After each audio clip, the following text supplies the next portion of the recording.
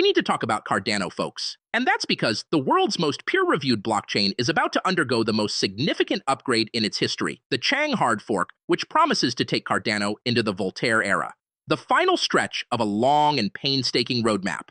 The detractors will tell you that Cardano is nothing more than a cult of personality, an overvalued ghost chain with no dApps, developers, or any meaningful future. Its passionate community, meanwhile, will tell you otherwise. They'd say that Cardano is on course to become the first truly third-generation Layer 1, destined to emerge as the real winner in the so-called smart contract blockchain race. A race it is always approached as a marathon, not a sprint. Think, blockchain's answer to the tortoise and the hare. Either way, I wanted to find out for myself, which is why I'm thrilled to be able to welcome the man himself. Joining us all the way from warm and sunny Colorado is the world's oldest 36-year-old. Charles Hoskinson, thank you for being here. Always good to see you, 𝗬𝗥. Look, I'm going to start with a question you probably get all the time, but I have to ask, is Cardano really dead? Far from it, 𝗬𝗥, and as you well know, we're actually on course to successfully deliver an almost decade-long roadmap. TVL has almost tripled recently, and we continue to strike amazing partnerships to build out real-world technologies across the world. That may be so, Charles, but I've got to say it. The last time we met was before your keynote speech at a Cardano event. And you can think of it as our very own sovereign wealth fund, a $1 billion ADA treasury that will fund community-driven growth and development initiatives. This is what on-chain governance can be. It's what it should be. And I'm proud to say that it's exactly what we're doing. So to everyone here and everyone who's contributed to this next era on Cardano, thank you, all of you. And there was literally only one person in the audience. That was my sound guy, 𝗬𝗥, because that was a sound check. And if you'd actually been bothered to stick around, you'd have seen a packed out room and an extremely enthusiastic audience. 𝗬𝗥, I came on here to talk about the wonderful things happening on Cardano, and I was hoping you might want to discuss them rather than flogging a dead horse. You mean a dead horse like Cardano? 𝗬𝗥, come on, man. If this is how it's going to be, then I might as well have gone on fucking Bankless. But seriously, Vitalik, how big are we talking? We're literally dying to know. We're desperate. Like, it's all we talk about. I don't feel comfortable discussing it, to be honest.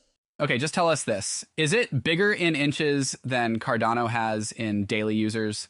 So is it bigger than 6 inches? Oh my God, that's hilarious, David. The Ethereum rules, like Solana is actually quite cool. Cardano sucks balls.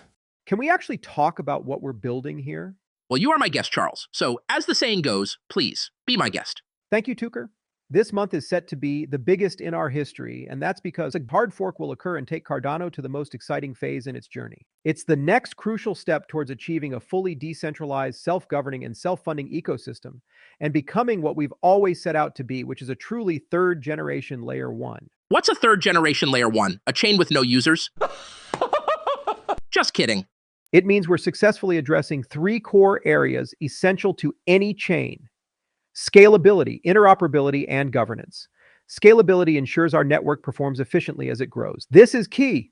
We have literally never had a second of downtime, 𝗬𝗥. Interoperability facilitates seamless integration with other systems and real-world applications because we believe Cardano needs to be able to communicate easily with everything, whilst being fully decentralized and not vulnerable to attack. Lastly, our governance model allows for truly adaptable and fully democratic protocol evolution to ensure Cardano is not only resilient and sustainable, but also capable of evolving and meeting the demands of an ever-changing technological landscape.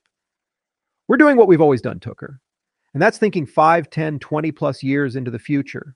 𝗬𝗥, what the hell is wrong with you? I was listening, Charles, I promise. I was just resting my eyes. You know, I just can't understand why this space has simply decided for literally no reason at all that whatever we do at Cardano, we're somehow worthy of being the punchline to some stupid-ass joke.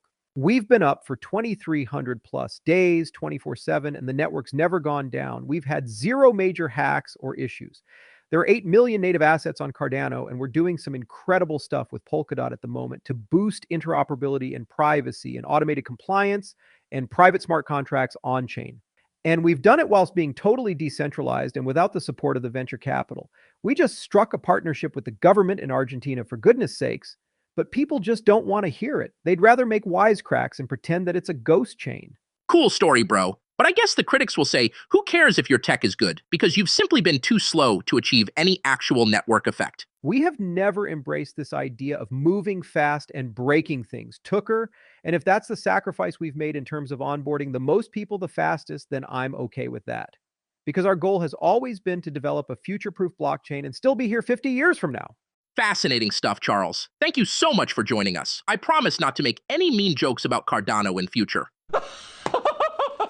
So, do you think Cardano has just been too slow off the mark to ever gain any market share? Or do you think that their slow and steady approach will ultimately serve them well in the long run and make people like Alex Becker eat their words?